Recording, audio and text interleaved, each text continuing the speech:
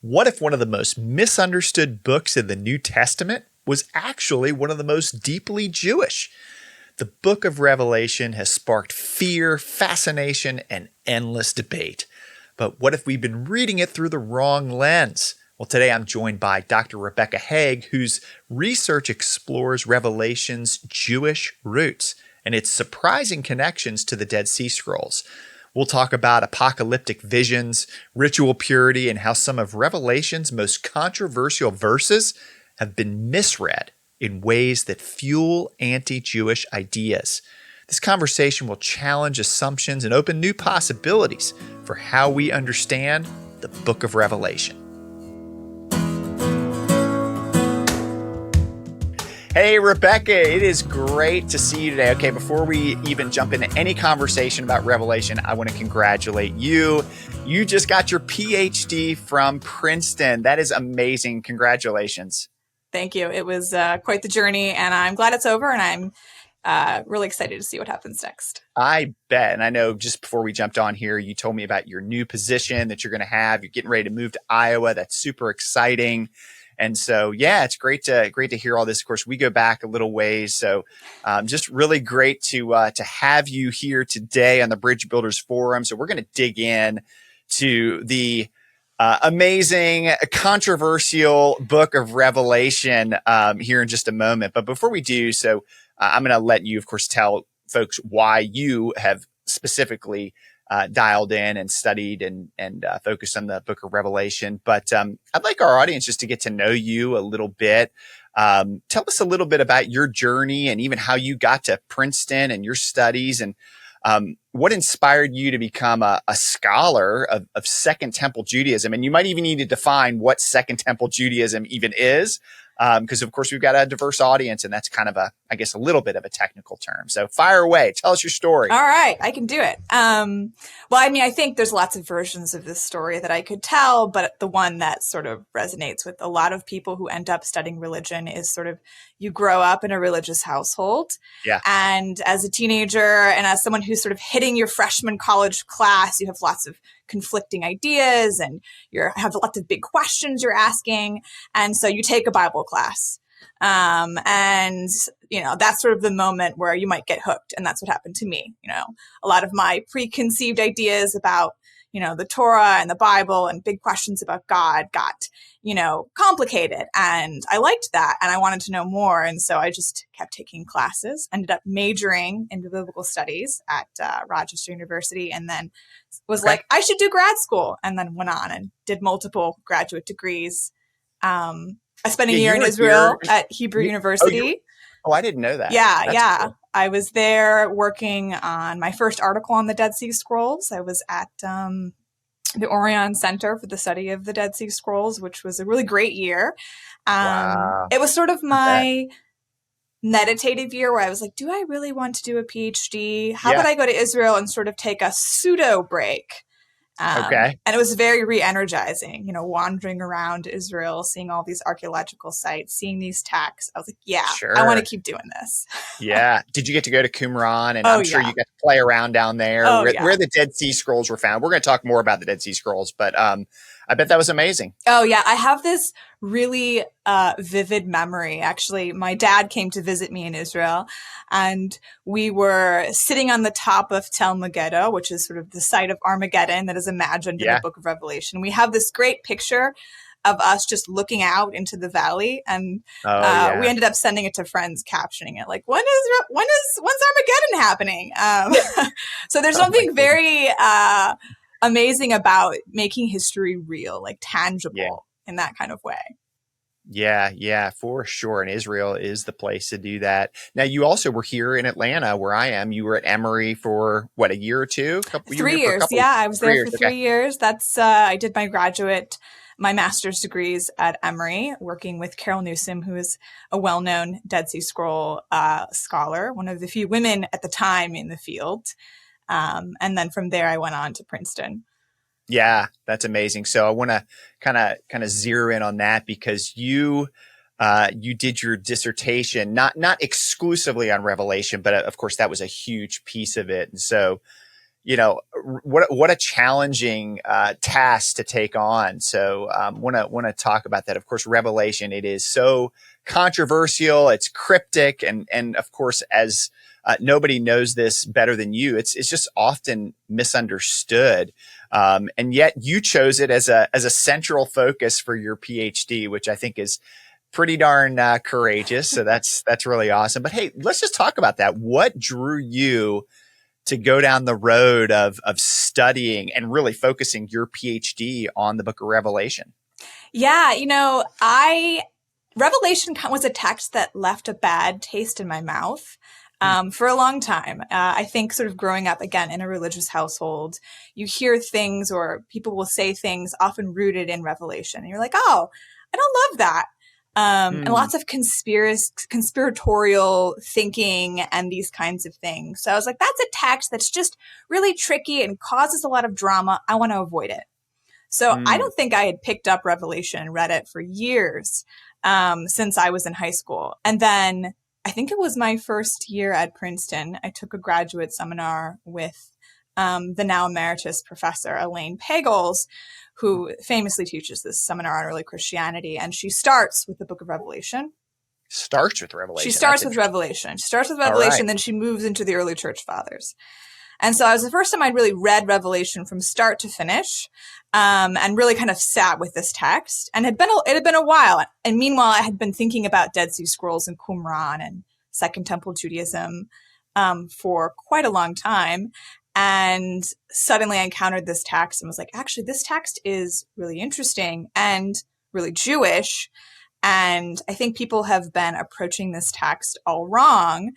And so that's kind of what sparked my interest in situating Revelation in Second Temple Judaism, which, and I did not define this, but Second Temple Judaism is essentially the period in which what we think of as Judaism today was born slowly, right? It's the 500 years or so before the turn of the era. And then depending on how you ask, who you ask, 100 years or so after the turn of the Common Era. So it's the period that's bookended by the two temples, right? The building of the Second Temple and then its destruction in 70. So reading Revelation after, a decade of thinking about Second Temple Judaism, suddenly this text seemed very different. And so I wanted to pursue that. Yeah. So, and of course, that Second Temple period is very much, that's the period of Jesus and Paul and the New Testament, at least a good chunk, some of the New Testament at least was written during that period. Of course, there's debates about exactly when this book or that book was written, but essentially it was a product of that period, by and large. And so, that's really, really, really interesting. Yeah. And the book of Revelation is one of those, there are some scholars who might date it to the 2nd century, but most scholars put it in the end of the 1st century. And some scholars, even like John Marshall and others, would date it to actually the years around the first Jewish revolt. So either right before the temple fell or right after. So it really is a text that does bookend the Second Temple period, especially if you go by that dating. That it is really born out of this moment. It's born out of that moment. And of course, that second, it's hard for us, I think, to really even get our minds around what a cataclysmic event, the destruction of the Second Temple. So we're talking about the temple that Jesus visited, the temple that Paul visited, it was just, wow, that was just such a huge turning point in not only Jewish, but biblical history, right? Yeah, no, absolutely. Because biblical history is in many ways born out of the Second Temple period, right? A lot of the texts that we read today in the Hebrew Bible and the Torah were, if not written in the Second Temple period, crystallized and formalized in the Second Temple period. A lot of the rituals and institutions that we think of as part of Judaism, even some of the liturgies, these were all born out of this period. And it was a time when, the land might be ruled by other empires, but you had the temple, right? So maybe you didn't always have a king. You didn't have David, a national king, but you had the temple. And so this loss of this temple was catastrophic, both for the community that was in Judea, but also these diasporic communities who had developed these very vibrant forms of Judaism, but yet still, would occasionally travel to Judea and see the Sure. temple or send money to the temple, and had like the temple as an idea, even if they'd never visited it, was very central to how they imagined their lives and how they imagined the heavens. So of course, to lose the temple was Huge. just Catastrophic, defining, changed the game in so many ways. And I think what you said is really important, in that, that would be true for Jews in Alexandria, the city of Alexandria, in Rome and Corinth, wherever, we find Jewish communities in that Second Temple period. This affected them as well, I think, is what I hear you saying. Yeah. And there was a very vibrant and rich diasporic Jewish community in Alexandria, in Egypt. But there was also a vibrant one in Babylon, right? Babylonia. This is where the Talmud is produced.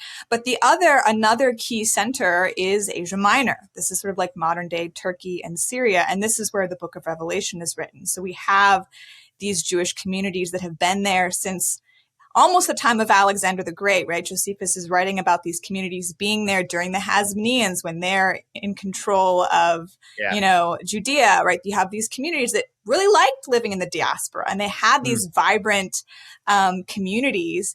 And so these communities are grappling with, in the first century CE, the trauma of the loss of the temple, the loss of the land, even though they aren't there and they didn't personally experience it. Right. And that's a good pivot point into Revelation, because like you said, Revelation is written to communities outside the land of Israel. Of course, you're very passionate about framing it as a Jewish text, which we'll talk about a little bit. But again, it's a Jewish text, but it's going outside of the land of Israel. So obviously, Rebekah, no matter what someone's background, no matter what they're coming to the book of Revelation with, whether they're Jewish, Christian, whether they're a historian, a scholar, theologian, most people agree. Probably the only thing that there's universal consensus on is that Revelation is tough. Yeah. It's tough to understand. It's funny. About an hour ago, before this interview, I was my son. One of my sons came in here and he said, "What you doing?" I said, "I'm getting ready for a conversation, a podcast interview about the book of Revelation." With an expert on it, and he goes, "Oh, Revelation, it's so difficult." So anyway, what is it, Rebekah? Why does my son say that? Why do scholars and everything in between say that Revelation's so hard? What is it about this book that makes it so difficult to grasp? Well, there are lots of reasons why it's so difficult to grasp, but I mean, it is apocalyptic literature, which I know we're going to talk about a little bit later. Yeah. But one of the hallmarks of apocalyptic thinking and apocalypses as they came to be produced, in the 2nd century BCE onwards into late antiquity, is symbolic imagery, right? Writing. Yeah. You could think of it as writing in code. Some people might not love that framing, but in some ways it is writing in code, because it's writing in images that the community that you are addressing probably understands, but other communities might not. So the thing that makes the symbolic imagery of Revelation and other apocalypses like Daniel so tricky is that we are trying to read them millennia later, and we don't have the code book, right? So we're not living in that time. These images don't immediately jump out at us. Oh, you're talking about Nero, aren't you? Or, oh, this beast symbolizes a kingdom. These are things that scholars have had to sort of mine other texts to sort of piece together the code. And even then, we're not always sure we're getting it right.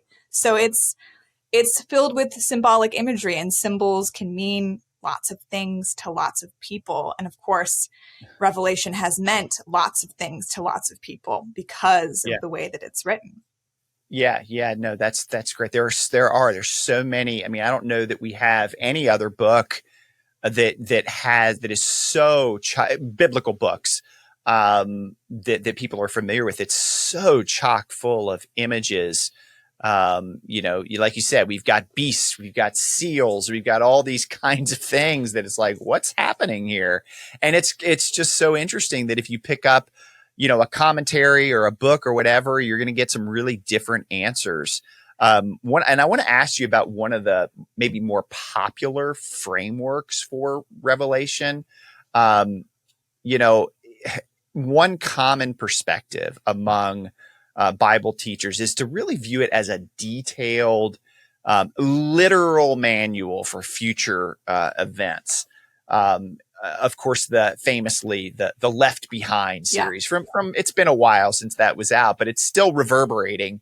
And I think the Left Behind series probably still informs the way a lot of people look at the Book of Revelation. Because it's still, popular in contemporary circles. But I'd love to hear your thoughts on that viewpoint. In other words, is Revelation really presented, I guess, just as a blueprint for literal future events? What are your thoughts on that? Yeah, I mean, I would start with why it's dangerous to read it that way. So you mentioned the Left Behind, series, which is kind of harmless as far as things go, but sometimes it's not always harmless, right? In the 16th century, there was this group of Anabaptists who were reading Revelation as sort of a manual for future events. And they tried to make Munster New Jerusalem, and it ended up having forced conversions, and there's some violent purges. And there's a more recent example, right? David Koresh, famously, right? Saw himself as this, I am the Lamb. I am this messianic figure. And so he starts a community, and in Waco, and they start preparing for this battle, which ended up going really badly. As we all, and anyone who was alive at that time and watched the television, saw. And, he has like a whole commentary on Revelation. Like, this text really shaped the way he viewed himself, and he viewed his community, and he viewed his historical moment. But so all that to say, reading Revelation as or reading it futuristically is not something uncommon. In fact, I would say it's probably the most common way that Revelation is read today, as sort of this prediction of when this future millennial age, this 1,000-year reign of Christ is going to happen. And everyone's trying to crack the code, right? To crack these symbols and figure out, this person, Obama is the beast, or it's the EU, or it's the invention of credit cards is the 666, right? And so there's this tendency to situate yourself in Revelation as a historical outline of history, which can lead in some cases to really horrible, violent ends, or at a minimum lead to you trying to identify people you don't like, or political figures you don't like, or religious communities you don't like as the bad guy, as the other, as the monster, when you're reading this text as a roadmap for your own life and situating yourself in it. No, I get that. And so we just have to be very, very careful of how we use the Book of Revelation. So I appreciate you kind of weighing on that. Let's talk a bit about this idea, because I think it's probably important here towards the beginning that we even talk about what is kind of the kind of work, the genre of Revelation, as you will. It's common, you've already referenced it as an apocalyptic text. And for folks who dig into studying Revelation more deeply, you'll hear that it's classified within the genre of a Jewish apocalyptic text. So what does it mean when people refer to Revelation as an apocalyptic or Jewish apocalyptic text? Yeah, I mean, the word apocalypse in Greek literally means an unveiling. So it's typically understood to be an unveiling of secret knowledge. And, it's kind of fun, actually. In some ways, the Book of Revelation has defined the genre, because the word apocalypse first sort of appears in Revelation. So we've used this term to organize a genre of other texts that seem to look like Revelation. And then, of course, also the book of Daniel, which is sort of the earliest apocalypse that we know of, or at least Jewish apocalypse. And effectively, what Jewish apocalyptic literature, they fall into two categories. The first is sort of a survey of history, usually the past, using symbolic imagery, right? So famously, like Daniel 7, right? You have these different beasts from the sea, and each of them represents a different empire that has conquered Israel. And you arrive at the final one, which is Greece, and sort of then the visionary looks to a future where God will defeat Greece, and the community of Israel will, move into utopia, move into the eschaton. And Revelation sort of fits in that map a little bit as well. And then the other kind of apocalypse that you see are these otherworldly journeys where you have someone who is called up into heaven, like Enoch, right? The book of Enoch. Yeah. And of course, Yeah. John, famously in the book of Revelation, right? He's called up, the heavens open, and he ascends into the heavens. And so he sees both time and space in new ways, often the secrets of heaven. So, John sees the heavenly throne room and God, sitting on his throne and the angelic choirs. And so he sort of has a tour of heaven. And so this is the other form that these apocalypses can take, is sort of these otherworldly journeys. And of course, apocalypses in general are filled with symbolic imagery, oftentimes because they are responding to empire, right? The book of Daniel is responding to the Seleucid Empire, and Revelation is responding to the Roman Empire, as other Jewish apocalypses of this time were, like Fourth Ezra and Second Baruch, two other lesser known Jewish apocalypses, but that include imagery that looks a lot like Revelation, right? They're sort of dealing in this shared language of apocalyptic imagination. Yeah, no, that's very helpful. Let me ask you this. First of all, is an apocalyptic text always dealing with something having to do with the end of the world or the end times? I mean, I guess what I'm asking is, like, is there always a connection between something that we say is apocalyptic and something that is, to use another fancy word, eschatological, something dealing with the end times? What's the overlap and relationship there between those ideas? I would say not always, but usually. Okay. I think I like to break it down into like apocalyptic thinking and apocalypses. And apocalyptic thinking is something we see in other texts of the New Testament, right? Sometimes Jesus talks about the end of days, right? That's apocalyptic thinking. Apocalyptic thinking. Yeah. Okay. Versus an apocalypse, which sort of fits into one of these two categories of an otherworldly journey or a historical survey. Usually it does involve the end of the world because, for instance, time is something that is secret knowledge. It's heavenly knowledge. Only God knows sort of how the unfolding of history and how it's going to happen. So oftentimes these things do overlap, but the focus of the otherworldly journey versus the historical survey are not precisely the same. But it is always this knowledge of transcendent realities, this disclosure of this secret knowledge that is given to the visionary. That is really the commonality between the two. Yeah. So it's always some kind of revelation. It's some kind of secret knowledge. That is sort of by definition what an the word apocalyptic. Yeah. Yes. But, this disclosure or this unveiling this disclosure, of secrets. This unveiling. But what I hear you saying is that typically that is in relation to something, that deals with the end times. Am I? Yeah, because obviously it's something we're all curious about, and ancient people were curious about as well. Because, especially in the apocalyptic thinking of the Second Temple period, a lot of people understood themselves to be living in the final hours of history, which is something a lot of Christians today might imagine themselves to be living in the final hours of history. So this is not something that's new. People have been thinking they've been living in the end of days for several thousand years. But they really did believe this, and they saw Rome as sort of this, once Rome was defeated, it would usher in the eschaton, this time when Israel and God's promises to Israel would be fulfilled. And so, of course, the eschaton plays a part in sort of these apocalyptic imaginations of utopia.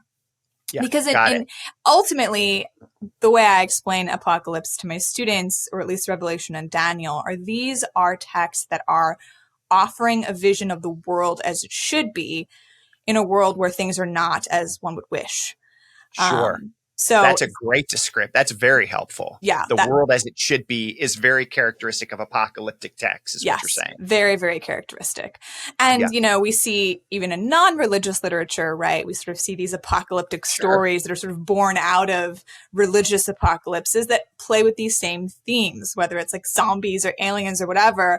Oftentimes the story is grappling with a world that isn't as we would wish it to be. What happens in catastrophe and what might the possibilities be afterwards, right? So this is a common theme of these sorts of stories. So your work, especially, your PhD, your dissertation, and a book that you've got coming out here down the road that you're working on, deals with this overlap between um, Revelation and also the Dead Sea Scrolls. So I guess would you describe the community that produced the Dead Sea Scrolls, the Qumran community, which I know probably people watching have maybe even been to, or watching or listening, have been to Qumran. It's part of a pretty standard Israel tour, both Jewish and Christian tours.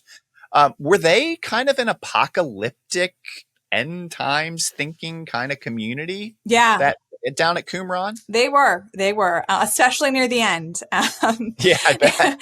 What's so amazing about the Qumran community is before we discovered the Dead Sea Scrolls, our best witness to ancient Judaism, to Second Temple Judaism, was really the New Testament, ironically, or unironically, so to speak. We didn't have a lot of texts, if any, or the ones that we did have were texts that we knew of through hundreds of years of Christian scribal transmission.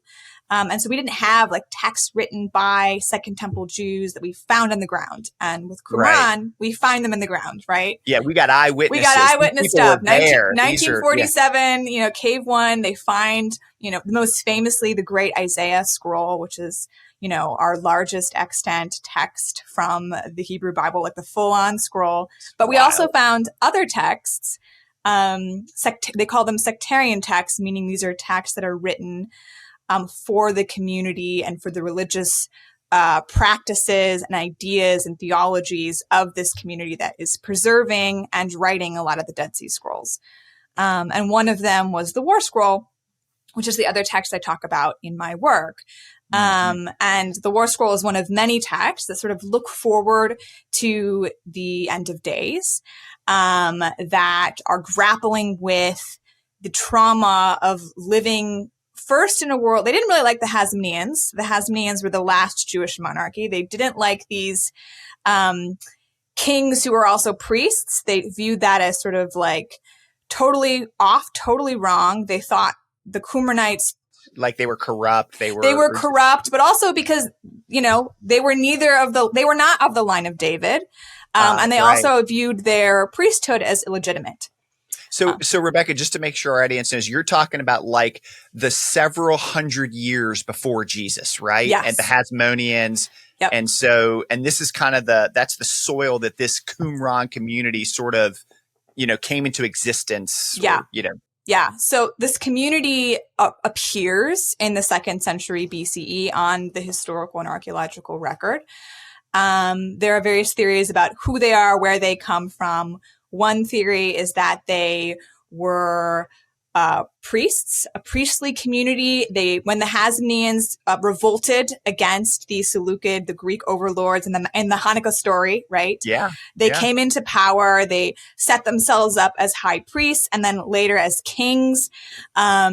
The Qumran leadership really thought they were illegitimate. They didn't like the way that they were going about things. They thought they were too pagan, too Greek, and illegitimate. And so they moved away into the desert. They took up Isaiah's call to, out into the wilderness. They literally did that. And they practiced a form of Judaism that was very rigorous. They took multiple mikvot a day. Ritual purity was extremely important to them. They took it to a level that was not practiced in the temple. And in fact, I eventually started hoping that we even have a text called 4QMMT, which is sort of potentially an imaginary text, but it's one of the Qumran leaders writing to what seems to be a high priest, being like, you're interpreting the Torah wrong. And they're going back and forth.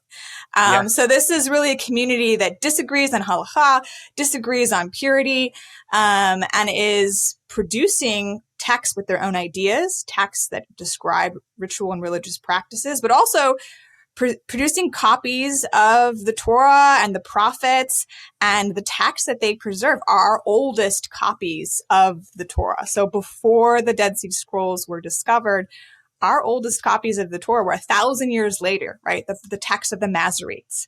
Yeah. So it's pretty amazing.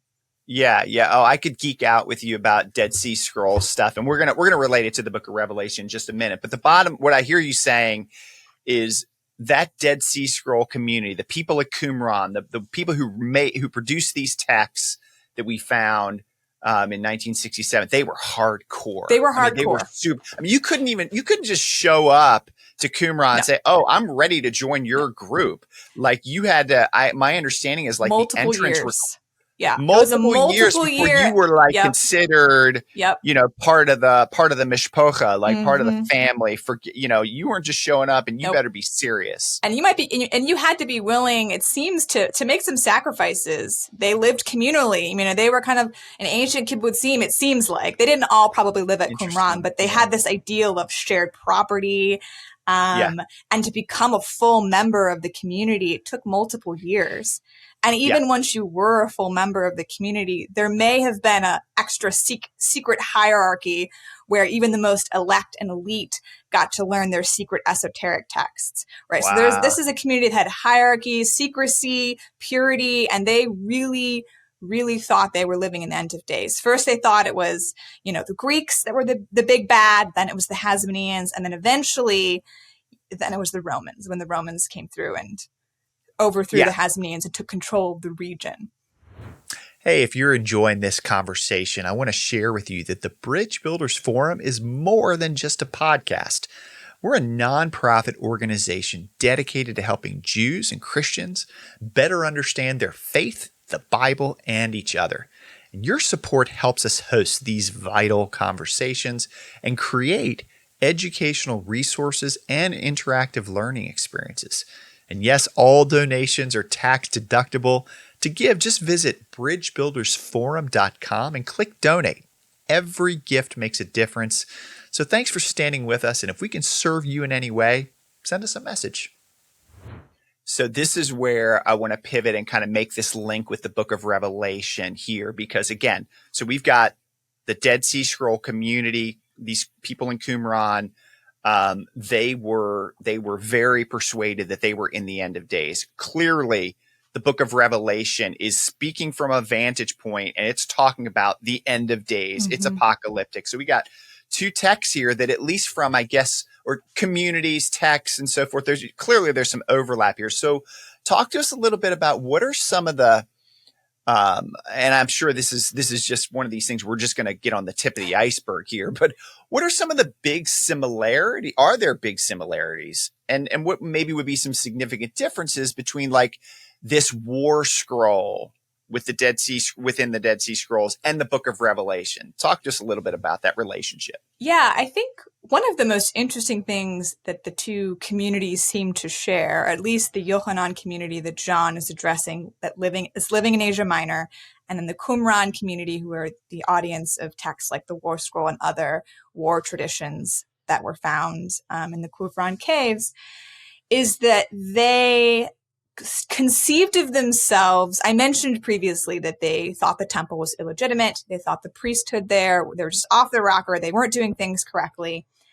So much like the rabbis who are writing after the fall of the temple, these are two communities that are theologically grappling with what it means to pursue holiness and purity and community in a world where you don't have access to a temple. So the temple still is an important symbol. Like the trauma of it was definitely a trauma, but it's not purely a trauma because these communities are already starting to develop ways to conceive of themselves as a temple. So we see at Qumran, they start imagining themselves as a living sanctuary. They use this in some of their attacks, this language of themselves as a living sanctuary, which sounds very Christian. Yeah, that sounds like New Testament stuff. Paul uses that kind of language, temple language, right? Yeah, and so this is a great example of one of those moments. There was a narrative in scholarship that, the rabbis, they had to reinvent Judaism. They had to reinvent how to access God, how to be a community without a temple, replacement for the temple. But we already see the Dead Sea Scrolls as a community that's already figuring out how to do that with their prayers and their purity practices, etc. And one of the really interesting things is you see this community that's the audience of Revelation, that apparently these ideas are not foreign to them. They're also, okay, temple's gone, no need to panic. We already kind of know that we as a community are a temple. Right. So in the beginning of Revelation, they talk about comparing one of the ecclesia to a menorah, right? To a lampstand in the temple, right? You are a part of the temple, right? And then later in Revelation, they imagine the whole community as the temple city, right? Sort of the line between what is city and what is community is very blurred in Revelation. And this is true too in Qumran texts. So there are things like this sort of way of viewing the world and this way of viewing what does it mean to be Jewish? What does it mean to be a Jewish community pursuing piety? Now they're pursuing piety really hard because they think the end of the world is about to happen. Yeah. But they have very similar approaches. So this is what Yeah. really strikes me about these two communities. I want to press into that just a little bit before we move on, because I think it's really significant. So what I hear you saying is that both the Qumran Dead Sea Scroll community and the community and context of the book of Revelation, they're both sort of maybe organizing themselves and thinking and functioning without direct daily involvement with, an engagement, physical engagement with the temple. Yeah. But that doesn't necessarily mean that they were negating the importance of the temple, right? Because I think that's what a lot of people assume is that because they use temple language, and this is really true, like in Paul's letter, just because he uses temple language doesn't mean that he no longer saw the importance of the physical temple. Is that true for these? Yes, I think that's 100% true. And I think the history of the Torah, of the Hebrew Bible, of Judaism is innovation. Right. Things are never static, right? What does it mean? Right. Just because the temple's gone doesn't mean you can't offer sacrifices, because prayer becomes sacrifice. Well, this is something that's already appearing within the Torah itself, in the Psalms, and within Qumran, where they start imagining prayer as sacrifice. But this is true of so many things, right? And I think one of the really interesting things about Second Temple Judaism is texts begin to take on this larger than life role in conceptions of identity. And so the text itself can become in some ways a substitute for the temple and a substitute for doing the rituals, right? Praying and reading about the commandments and praying and reading about the ritual and the temple and the tabernacle in some ways begin to take the place of being there. And of course, this makes sense, especially in a world where not everybody had access to the temple. People lived in Alexandria, or they lived in the diaspora. They might have never seen and never would see the temple in their lives. So how do they have access to the divine? So as a symbol, when the temple is gone, obviously as a national symbol, it's catastrophic. But as a religious symbol, it's not as catastrophic necessarily, because they were already primed to see themselves as a sacred temple-like community, and they were already primed to access these things through their texts. And this is what Revelation is doing, right? It's accessing the temple through John's journey into the heavens, where he sees the temple. Right. Yeah. So the temple is on the tongues of anyone who speaks Revelation or hears it read. Right. Right. Yeah, no. And that's really interesting to think about, but I can see as I'm thinking about these texts, how clear that is. So now again, kind of building off this, because Revelation, the book of Revelation, is part of the New Testament. It's typically classified as a Christian text, not a Jewish text, because again, it's in the New Testament. It's part of the Christian canon, if you will. However, there've been more works in recent times in particular, and I really don't know the history so much of kind of when Revelation started to be thought of a little bit more as a Jewish text, but recent works are starting to present it as a within Judaism text. And I, recently attended in the Enoch seminar, and you were one of the presenters and did an excellent job, presenting essentially a paper that was assuming that Revelation is within Judaism. And so you advocate for framing Revelation in this manner. So share some of your thoughts on, and I think you already have somewhat, but I'd just love to hear you talk a little bit more about this idea of recovering Revelation as a within Judaism text, and how can that help us understand it better? Yeah, absolutely. It was years ago when someone said, if we translated Christos, as Mashiach in the book of Revelation, would the text at all read like a Christian text? Because really it's the Christ that you're like, oh, it's Christian. And it doesn't. It's a text that's written by a Jewish author, John, Yochanan in Hebrew, who is writing to a community that he, from the beginning in his letters, is identifying as the true claimants to Jewish identity, something we're going to talk about, I'm sure. Yeah. And the story that he is comforting them with is a very classic Second Temple Jewish story, right? It's, don't worry, God is going to give us back the land, going to give us back a temple, and it's going to all happen under the sword of the Jewish Messiah, who, of course, this community believes to be Jesus, right? Yeah. Even the battles that happen in the book of Revelation, right, happen in Israel, right? Like I told that story about sitting on Tel Megiddo, right? Yeah, Armageddon. It is Armageddon. Yeah, we think of Armageddon. It sounds very Christian, but it's Har Megiddo, the mountain or hill of Megiddo, right? Right. And the battles that are in Revelation are battles over Jerusalem, battles over at Armageddon. And so this is a story that is very Jewish. And in fact, one of the other similarities between Revelation and Qumran, at least in my mind, is the way John doesn't really quote. He doesn't like cite Isaiah, right? Instead, he is doing this really sophisticated play where he's weaving together two words and a concept and an image from all these texts, like his knowledge of the Hebrew Bible, which he's using the Septuagint, is very sophisticated. It's kind of a play and it's sort of, again, a form of code because he's assuming his audience can track.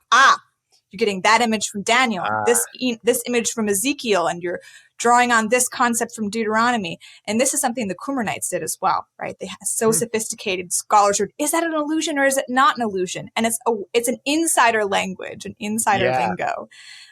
So again, this text is this very Jewish. seamless like understanding and knowledge as to where it just flows in and out. It oozes out of the text, but you got to know those texts to pick up on those subtle. I mean, some of the references, I guess we would say, are explicit, but some are very subtle, is what I hear you saying. Yeah, it's very subtle. And so this is very much a Jewish text. And why does it matter to read Revelation as a Jewish text? Well, because you can avoid some of these horrible anti-Semitic readings. Revelation has a history of being used in a lot of terrible ways. And it's one of the reasons this text, again, when I was a kid, kind of gave me a bad taste in my mouth. It's a text that has been used for violence, like with the David Koresh thing. It's a text that's been used to incite hate, even if it's just rhetorical hate against other people. But oftentimes Jews have been a victim of this, right? And sometimes it's in very subtle ways. In the 20th century, there's sort of a revival of interest in Revelation, especially in evangelical Christian circles. Again, reading this text as sort of a prophetic manual for history. And, you know, something that people don't really know is that some evangelical support of Israel came out of this reading of Israel, of Revelation, where the idea was, we need Israel to be a nation so that God can destroy it so that the end of the world can happen, right? So it's sort of like this, because if you're reading Revelation, literally, it's sort of God is going to destroy Israel. Why? Because they're non-believers, because this is the text that is written to us, the church, and we are the only ones who will be saved. And Revelation actually isn't clear on any of that. It's all very ambiguous. And then to give you a more concrete, very recent example of sort of this, last week, let's see, I pulled this up. Candace Owens had a tweet where she referred to Netanyahu as a member of the synagogue of Satan. And this is a trope that she has used in a lot of her tweets, actually, almost always about Jewish figures, intellectuals, religious leaders she doesn't like, that are part of this cabal that's controlling the world and doing all these evil things, often against Christians explicitly in her tweets. And this is a great example of reading Revelation as a Christian text, talking to Christians, has led to these universalistic readings, but also just misreadings of these verses. So it's misuse of specific texts when you don't read it within Judaism, and then this bigger theoretical interpretive paradigm that can sometimes go wrong when we are reading this as a text that's meant for Christians and meant for the church. Well, bottom line is what I hear you saying is it can be weaponized. It can be Right? The weaponized. text can be weaponized. And so Mhm. I think that's why your work and the work of, some of the others that are doing this is so important to put it back in its Jewish context so we can understand it better. And then, obviously for especially for Christians that see it as part of the New Testament canon, thus then it can be, applied more appropriately. So I appreciate the work that you're doing, and it's so, so important. And I'm going to ask you more specifically about that text or that concept of the synagogue of Satan, because it's so important. So we'll hit pause on that for a second, but I want to ask you about I've read your paper, the paper you did at the Enoch seminar. I thought was fantastic. I've actually read it 3 times. It was a short paper, but when I was listening to it, I thought it was good, and you present very well. But I went back, and of course, I did it part to prepare for this, but I just thought it was really, really well done. And so I want to ask you about a point you made, because I think it will be interesting to our listeners and viewers. To make your case, and part of this overall framework that you have as Revelation as a within Judaism text is John's concern that Christ's army be ritually pure. Now we're talking about something very Jewish, right? Like ritual purity. And I really have been thinking about that and looking at the text, some of these texts differently. So talk to us about the significance, just briefly, which I know is difficult, but just for the sake of time, share a little bit about the significance of this priestly and ritual purity theme that's very easy to overlook in Revelation. Yeah. I think it kind of goes back to what I was saying earlier about one of the really interesting things about both these communities is they take very seriously God's promise in Exodus that Israel will be a kingdom of priests. Yeah. And they're both the temple. They are an embodiment of the temple, and they become priests. Now they still are actual priests, right? Qumran community they have, certain laws for priests, certain laws for lay people, etc. But they begin to imagine themselves as priest-like, right? They take on the heightened concerns for purity that are part of, what the priests need to do. And this is true to Revelation, right? You see John making a very similar move where the pious become priest-like in their attention to what they do with their bodies. Yeah. And so this is a realm not just of sins and moral vagueness, but concrete, right? It has to do with your body, what you eat, who you sleep with, and when. Because I think it's important that in Second Temple Judaism, they're not thinking of these things as separate, right? They don't really delineate moral impurity and ritual impurity. They really don't delineate what you think with your mind and what you do with your body. These are all one and the same. Yeah, this is a much later thing that we do, but they're not doing that. It all matters. It's all part of piety is what you're saying. If you want to live a godly life, it's what you do with your body. It's ritual purity, bodily purity, but it's also moral purity. So that's a really important point. Yeah. And I think one thing that's really important to understand Revelation is that another sort of Second Temple Jewish motif that Revelation is leaning into is this conception of martyrdom that we already see. I mentioned the Hasmoneans and I mentioned the Maccabean revolt, right? So the texts that are produced out of that time period, first and especially Second Maccabees. Yeah. Present Hanukkah stuff. The Hanukkah stuff, right? And the people who are martyred are not the 30-something trained warriors, although there are stories of, martyr-like self-sacrifices. It's the children. It's the old people. It's the women who can take part in resistance through martyrdom, right? Martyrdom becomes sort of a ritual, religious act of piety. It helps bring about the defeat of the Seleucids. And it's part of they believe that they will immediately, be resurrected, or they will be resurrected. And this conception of martyrdom as a form of holy war, or at the very least, self-sacrifice and the willingness to endure pain and trials and tribulations as a very important form of ritual piety that requires your body to be prepared, right? Because it's a cultic act. It's a holy act. So for John, he's imagining that his community are going to potentially face martyrdom. And even if they don't, they are going to be martyrs, which literally is translated as witness, through living lives of difficulty. They'll be thrown into prison. They will potentially be ostracized from their communities because they're making calls like, no, I'm not going to eat the meat in the market because it could have been sacrificed to idols. No, I'm not going to join the local clubs and, further my economic interests because there might be, idol worship happening there, right? Yeah.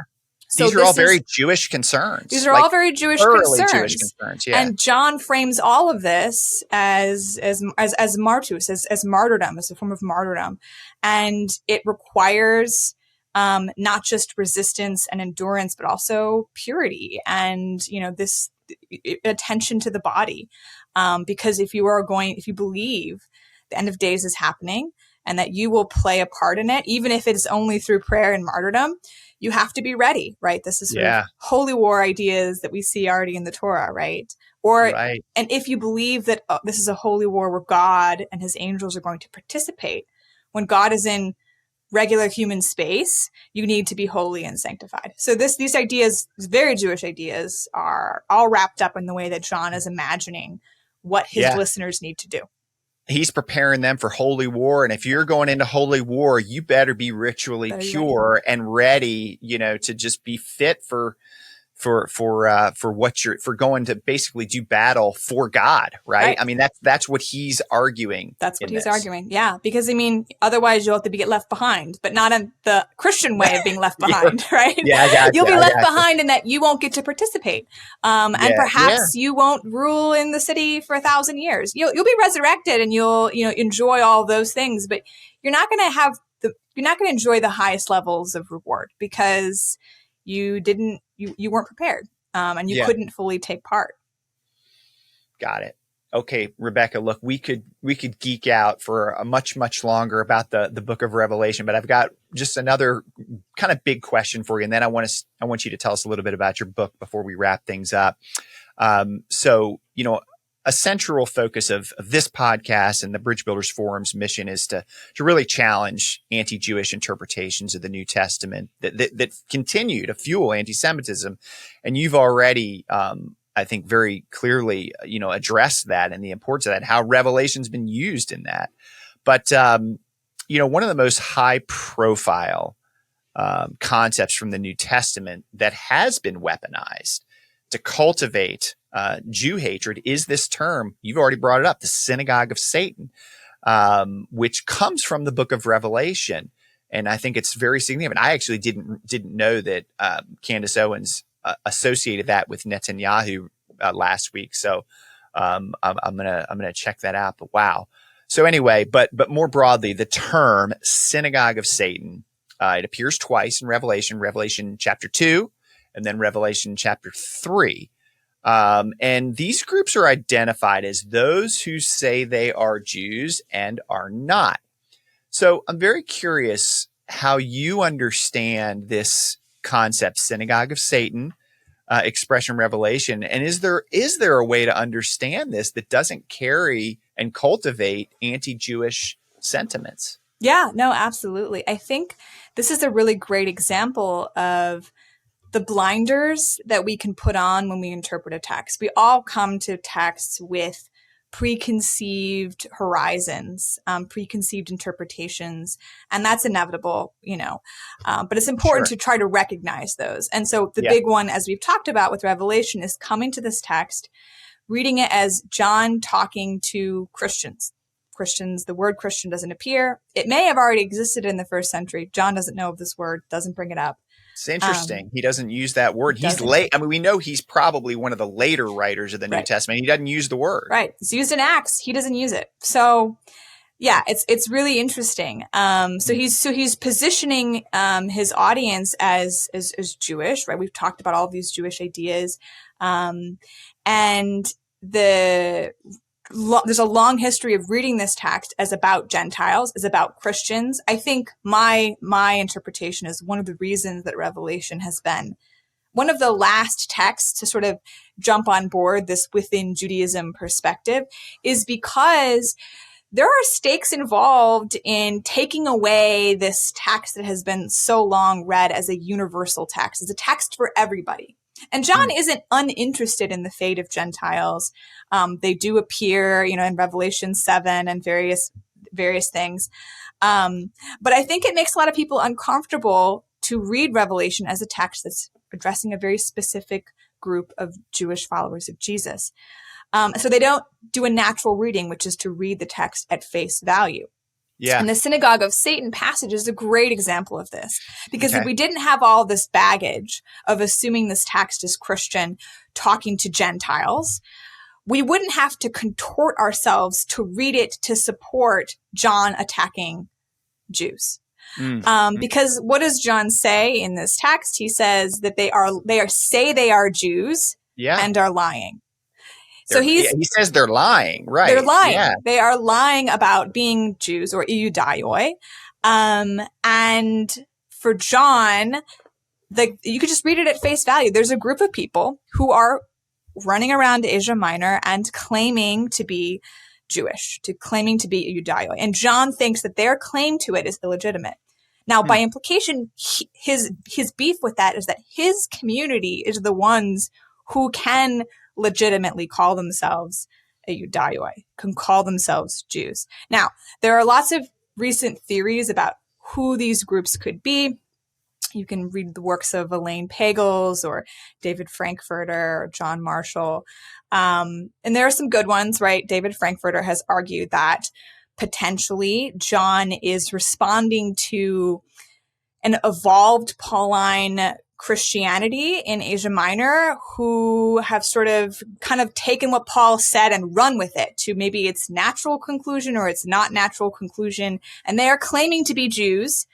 And John's like, you're not. You're not. Or it could also be that this is a group of people who are not doing the things that John thinks really make Judaism. Other scholars like Shia Cohen have pointed out that it would have been really hard to know who was Jewish in the ancient world. It's really what they did that would mark someone as Jewish, not how they looked. There wasn't anything distinctive about how one would appear. So for John, who's very interested in what you do with your bodies, it could also be that there's a group of people who are not being pious enough. They're not truly Iudaioi because they're not living it out, right? They're not keeping the Torah. They're not avoiding food sacrifice to idols. They're not doing these other things. And then the third option is that maybe he is talking to Jews. I don't like this option as much, but it is a possibility. And this is an inter-Jewish debate. It's two Jewish communities that are contesting who is doing it right.